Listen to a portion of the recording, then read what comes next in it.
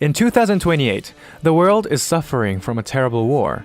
The rebellion army led by General Donald Morden launches a global attack against the regular army and pushes them to near annihilation using their powerful weapons created by advanced technology. Their leader, General Donald Morden, aka Devil Rebirth, is a former vice admiral in the regular Army Marine Corps. He was highly respected by his troops, and was also a caring father to his son. However, he loses his wife and son due to the bombing on the Central Park by terrorists in 2023. He realizes that it was caused by an intelligence failure on the part of the regular army and goes insane.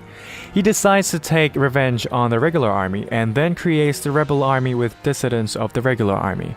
Their goal was to overthrow the corrupt regular army and dominate the world. The regular army's intelligence community warns their high-ranking officials about all sorts of indications that the rebellion could attack at any moment in decisive force. Unfortunately, they don't listen, and their army gets demolished along with cities that it was supposed to be protecting. However, this kind of situation did not discourage a band of regular army soldiers' attempt to salvage whatever they had left. They form a group named Resistance of surviving members of the regular army and its researchers. They begin to covertly convert the metal slug tank prototypes into combat-ready status in a hidden factory, hoping to launch a counteroffensive to regain what they had lost to the rebellion. However, Morden realizes about this almost immediately and attacks the plant, crushing the resistance and capturing the tanks, putting an end to the counterattack even before it could begin. The vehicles are then scattered to prevent any regular army troops reclaiming them and using them to launch attacks. It looked like their last attempt to retrieve the situation came to nothing. But then the two heroes, First Lieutenant Marco Rossi of the regular army Peregrine Falcons Special Forces unit and Second Lieutenant Tarma Roving from the same unit, unite remaining regular army units and begin a commando operation to reclaim the tanks. Marco is a genius whose hobby is computer science, and Tarma is an elite agent who is the son of a distinguished military man. At the age of 20, he joined the PF squad and rescued the president. These two were close friends, and when Marco started the mission to recapture the tanks, Tarma joined him. Their first operation area is Villeneuve Mountain System. The Villeneuve Mountain System was once a flooded area, and this is where one of the rebel army's planes, named Tetsuyuki, crash-landed.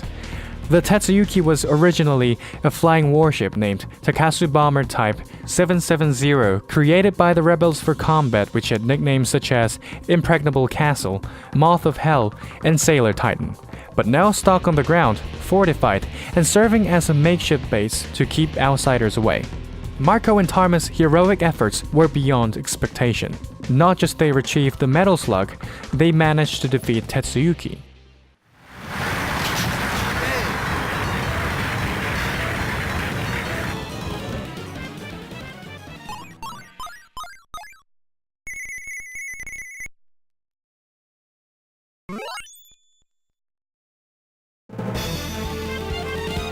Mission complete.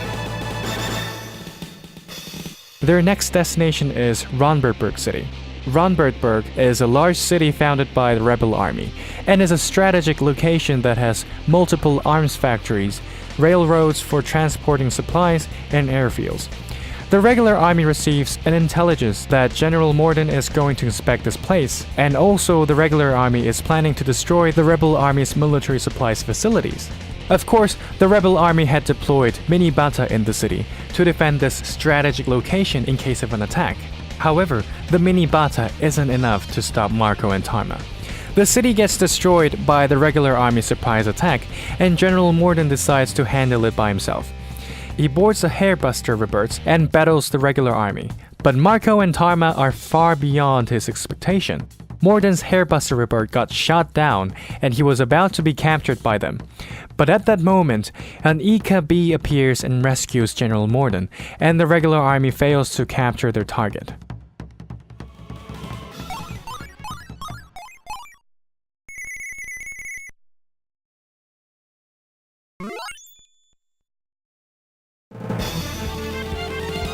Mission complete.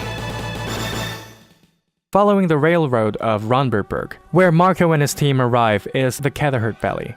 The Ketherhurt Valley is a snow-covered valley where the rebellion's motor pool is located. This place is where the infamous Alan O'Neill is defending. Also known as the Iron Cavalryman in Hell, he's an elite soldier and the second in command of the rebel army. He single-handedly slaughters the regular army troops. But however, even he was ultimately defeated by the two heroes. After O'Neill was defeated, the rebel army immediately sends a prototype heavy artillery tank called Tanio. But like I said, it is just a prototype, so it gets destroyed easily.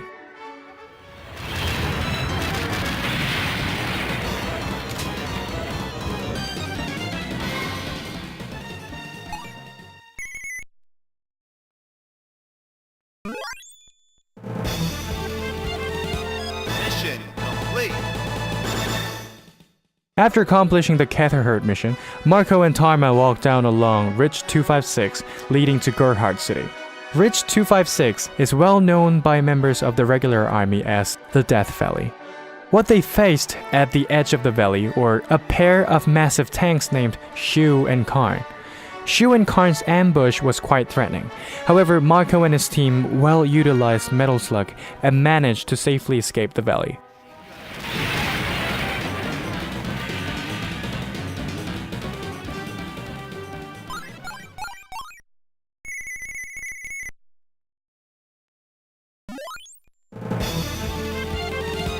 Mission complete. They arrive in Gerhardt City and face a great number of rebellion troops and barricades to stop the regular army. And beyond the barricades was the Iron Okana, a modified giant armored truck that was adapted for combat. The Iron Okana has rocket launcher turret on the top and a hidden flamethrower on its bottom. This combat vehicle is specialized for defending the path from regular army trying to get through, but even the Iron Okana can't stop these Peregrine Falcons. And so Marco and Tarma finally reach where their final mission takes place, the Memorial Sea, which is the path to enter Morden's hideout. Marco and Tarma starts to cross a huge bridge connected to the land to infiltrate into Morden's hideout. And when they were halfway there, General Morden suddenly appears and blows up the bridge and the two fall towards the sea. However, regular army submarine Middleton 1986 arrives just in time and saves them from drowning. The regular army sends almost all of their troops, including ground, sea, and air forces to attack the rebellion's base, but their marine infiltration failed due to multiple battleships, aircraft carriers, and sea mines.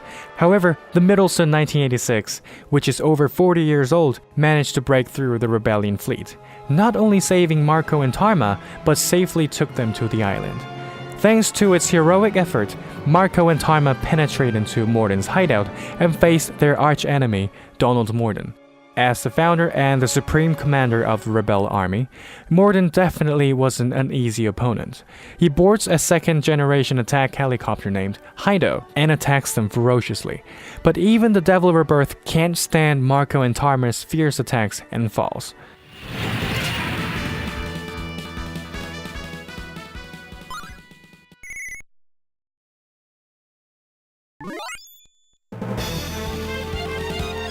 Mission complete. With Marco and Tarma's outstanding performances, Morden finally gets arrested. What is left after the coup ended is only the futility and misery of war.